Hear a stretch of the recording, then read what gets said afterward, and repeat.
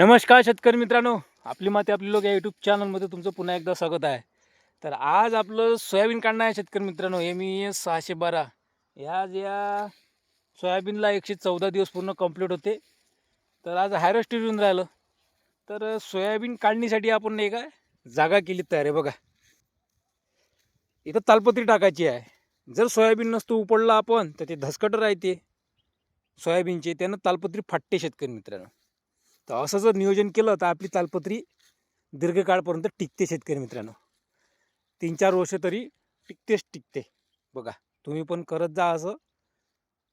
जर हार्वेस्टर आलं आणि हार्वेस्टर येऊन जर तुम्ही तालपत्री टाकली तर तालपत्री फाटणार नाही का बघा.